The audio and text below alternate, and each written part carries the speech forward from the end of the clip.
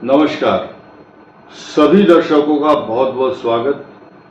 मेष, सिंह और धनु राशि पर विशेष रूप से चर्चा करना इसलिए आवश्यक है कि ये जो नक्षत्र आप देख रहे हैं चार्ट में, इस चार्ट को इस बात को समझना होगा। भरणी, पूर्वा फाल्गुनी, पूर्वाषाढ़ा, ये तीनों एक ही स्वरूप है इनका। कुछ लोगों को समझ में शायद ना आए, लेकिन मैं बताना चाहूँगा फॉर योर काइंड इंफॉर्मेशन कि जब आपका जन्म होगा भरणी वालों का और इनका तीनों नक्षत्रों में, तो आपकी जो चरण में जन्म होगा उसके अनुसार आपकी जो महादशा होगी उसका नाम है शुक्र।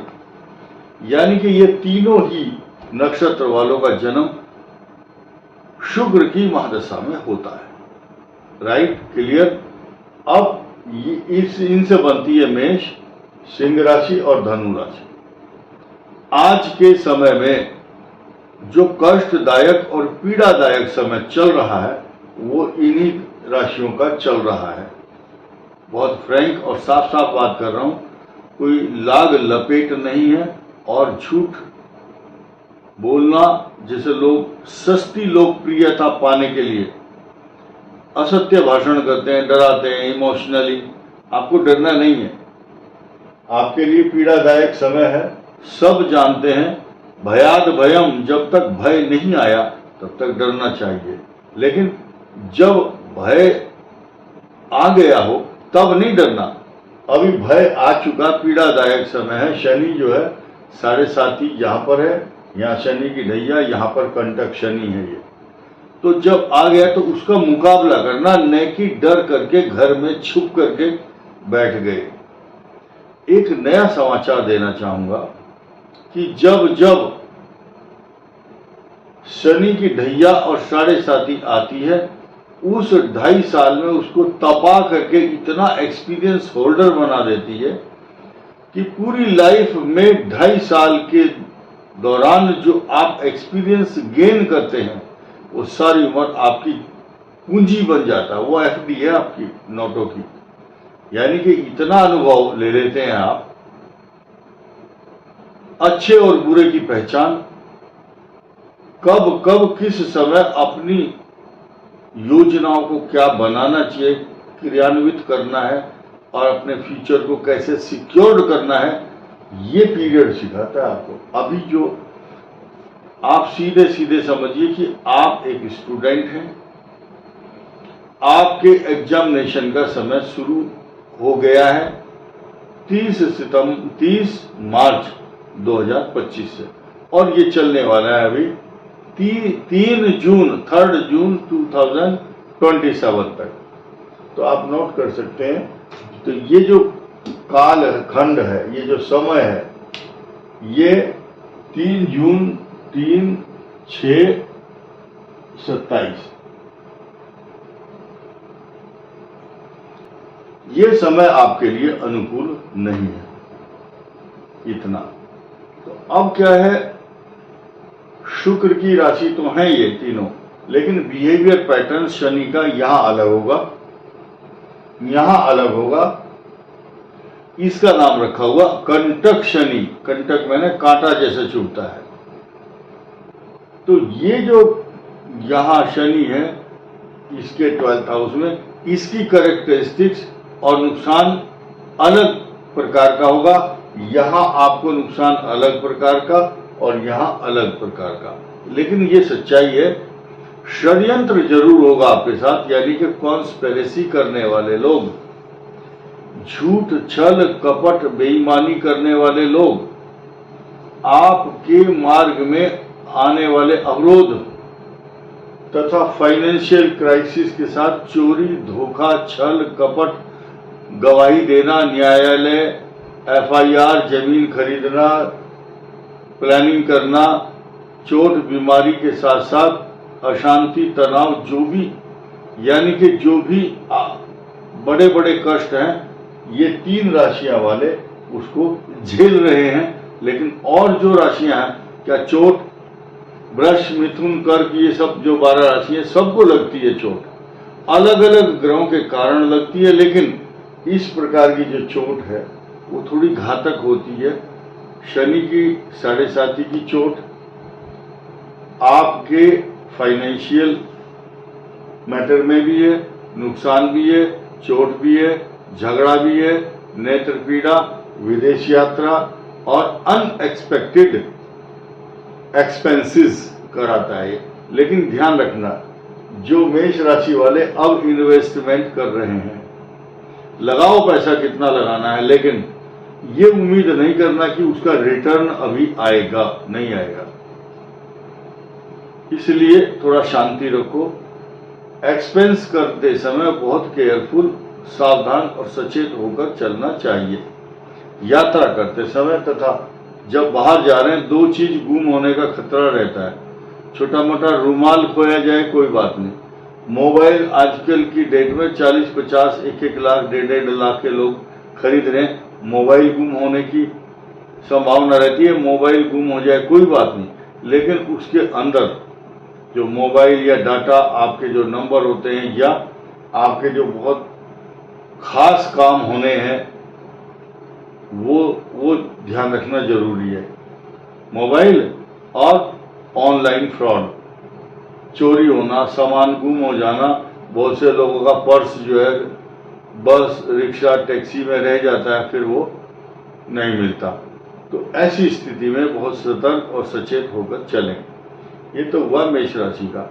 अब ये इसका जो संबंध है, जो रिश्ता है, ये भरणी नक्षत्र के साथ जो मेष राशि की पोजीशन है, बाल्यावस्था में तो ठीक रहेगी। वो तीनों की जो करेक्टरिस्टिक्स है, मैं आपको मेष, सिंह और धनु, इनकी जो महादशाओं का स्वरूप होगा, करेक्टरिस्टिक्स और जो दशाएं चल रही होंगी, बिल्कुल एक ही तरह की होंगी। और मैं आपको बहुत सरलता से समझाने का प्रयास करूंगा, लेकिन पहले आप इस बात को समझिए कि ये जो शनि की 7.5 है, मेष के लिए अलग फल दे रही है और सिंह के लिए जो ढैया है, ये अष्टम भाव में होगा। यहाँ सिंह से अष्टम भाव, हर व्यक्ति 2 तरह से तो त्रास झेल रहा था, टॉर्चर हो रहे थे ये। और अभी चूंकि 28 तारीख के बाद आने वाले जो ग्रह और का समीकरण बिगड़ा है या बदला है, वो यहाँ 6 नंबर है और यहाँ है 12। तो 180 डिग्री ये शनि है, ये मंगल, 180 डिग्री इसका नुकसान भी मेष राशि के लिए ही होगा, क्योंकि मंगल और शनि 180 डिग्री एक तरह से सामने आमने टकराव की स्थिति में है। उद्वेलित जो पशु होते हैं, शेर के चाहे शेर हाथी हो, उन्मत्त सांड जैसे लड़ते हैं, उन्मत्त यानी कि बड़े क्रोध के अभावावेश में आकर के, तो इस प्रकार का जो विवाद है, वो जो संग्राम है, वो टकराव है, ये एक अच्छे समीकरण नहीं बता रहा है। सिर्फ ओनली 1 प्रिविलेज ये आपको मिलेगा या इसका लाभ मिलेगा कि मंगल ग्रह भले ही नुकसान पहुंचा रहा है, तो लेकिन इस मेष राशि को सुरक्षित रखने का पूरा प्रयास, और यहाँ बैठे हुए जो बृहस्पति है, इनकम हाउस में बैठे हुए बृहस्पति को आपकी रिसोर्सेज ऑफ इनकम पर बहुत बुरा असर नहीं डलने देगा। अगर आप किसी बहुत बड़े स्कैंडल में फंसते हैं, झगड़े में, न्यायालय में, पुलिस के मामलों में, तो ये बचाने वाला ग्रह आपको साधन संपन्न समय पर आपको रेमेडी मिल जाएगी। ये नोट कर लेना आप, इस बात को, आपको डरने की आवश्यकता नहीं है। ये रेमेडी बन जाएगी। सिंह का अष्टम शनि है, लेकिन उसके बाद ये जो पोजीशन है, ये आपके 3 जून 2027 तक खर्चों के मामले में खराब है, बाकी आमदनी की दृष्टि से अच्छा है। इस पर आ जाते हैं। धनु का जो चतुर्थ भाव है, कंटक शनि है, कांटा जैसे चुभता है, घर में अशांति, कितना ही आप कोशिश करो छोटी से छोटी बात पर क्लेश होता है। इन तीनों के लिए क्लेश का समय चल रहा है, पीड़ादायक समय है। और कितना ही आदमी सोचता है कि मैं प्रसन्न रहूं, नहीं रह पा रहे। अब पहले धनु के लिए पिछले 1.5-2 साल तक जो स्थिति रही है वो राहु और केतु की थी। अब राहु केतु हटे तो अब शनि देव आ गए हैं। लेकिन शनि देव उस दशा में जब आपके ग्रह ठीक चल रहे हों तो फिर डरने की जरूरत नहीं है। एक चीज बहुत साफ है, ये शुक्र की महादशा या कॉमन है, दोनों के लिए कॉमन है, इनकी भी कॉमन, इनके लिए लाभदायक, इनके लिए कष्टकारक। ये बाल्यावस्था में 20 वर्ष की महादशा रहती है इसकी। अब आपकी कुंडली में पहले चरण में जन्म है तो अलग फल होगा, दूसरे में अलग, तीसरे में अलग, चौथे में अलग। पूर्व फाल्गुनी पूर्वाषाढ़ा भरणी नक्षत्र के चौथे चरण में अगर किसी का जन्म हो तो 5 साल मिलते हैं उसको महादशा के, या 5 साल में से काउंटिंग होती है 5 साल, चतुर्थ भाव, तो 20 साल की है। इसके बाद इन तीनों नक्षत्रों के लिए जो सूर्य की महादशा है वो अच्छा परिणाम देती है। इनका भाग्येश बनता है, इनका पंचम का स्वामी और इनका खुद का स्वामी। सूर्य की दशा बहुत अच्छी रहती है, नोट कर लो। सरकारी पद प्रतिष्ठा मिलता है, सूर्य का प्लेसमेंट कहाँ है कुंडली में डिपेंड करता है। लेकिन अब एक नई चीज बहुत सुंदर, चंद्रमा की महादशा इनके लिए जो युवा वर्ग है इस समय अभी बहुत खुश हो रहे होंगे। ढैया और साढ़े साथी का बहुत बुरा असर नहीं पड़ता। चंद्रमा की महादशा सोना चांदी पैसा जमीन जायदाद हर चीज, कफ एवं कोल्ड, इनको खांसी जुकाम डस्ट से एलर्जी कभी कभी रहेगी जब चंद्रमा की दशा रहेगी, तो विदेश यात्रा भी कराती है चंद्रमा की महादशा। ये तीनों के लिए एप्लीकेबल है। आगे बढ़ते हैं। मंगल की दशा योग कारक, देखिए मंगल की दशा इनके लिए भी बहुत शुभ, इनके लिए अत्यंत शुभ, इनके लिए विदेश यात्रा तथा संतान की तरक्की। आपकी संतान का स्वामी मंगल होगा, लेकिन संतान तरक्की करेगी। किसी का बच्चा फौज में जा रहा है, किसी का अग्निवीर में, और किसी का इंजीनियर बन करके विदेश जा रहा है, किसी का एडवोकेट है, और अलग अलग राशियों के जो बच्चे हैं आपके उनके लिए शुभ है मंगल की दशा। 18 साल राहु इनके लिए वरदान बनता है, और बृहस्पति की महादशा इनको छोड़ करके इनके लिए वरदान बन जाती है।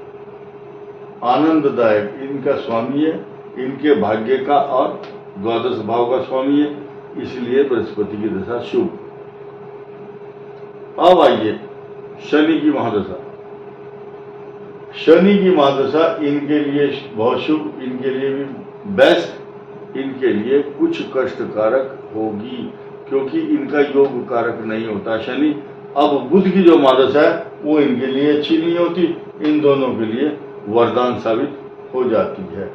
अब पूजा पद्धति की बात सुनिए। पूजा पद्धति में इनके लिए शिव की पूजा बहुत लाभदायक रहेगी।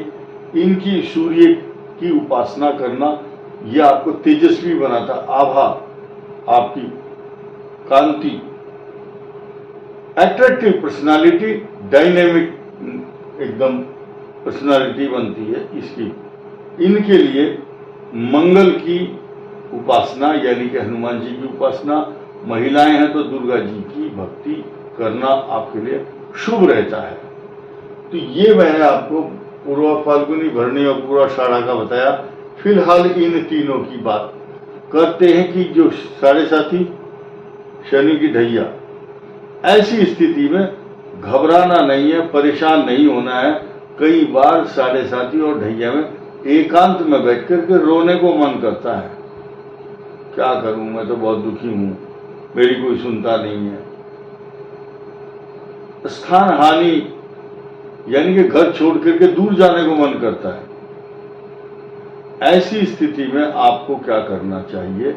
जब जब ग्रहण, सूर्य ग्रहण, चंद्र ग्रहण या अमावस्या आती है, सोमवती अमावस्या हो या शनिवार की, मंगलवार की अमावस्या हो, साबुत बोतल 1 लीटर सरसों का तेल और 1.25 किलो उड़द साबुत दान कीजिए मंदिर में। और डरने की आवश्यकता नहीं है। फंसता कौन है? पूर्व किए हुए अनीतिपूर्ण कार्य, पिछले कर्मों के फल सजा देने का समय ही ढैया और 7.5 है। यानी कि अब जो प्रेजेंट पोजीशन में अगर आप सही चल रहे हैं तो कोई दिक्कत नहीं होगी। लेकिन कुछ लोग ऐसे समय पर जो गलत संगति वाले मित्र हैं, इनके लिए दोस्ती का पैगाम लाते हैं। अरे तू मेरे साथ बैठ, ये खा और ये पी और तू ये काम कर। तो जो काम वो कहेगा वही फंसाने वाला है। तो बी केयरफुल और किसी पर आंख बंद करके भरोसा मत करो। इस वीडियो में इतना ही। धन्यवाद, नमस्कार।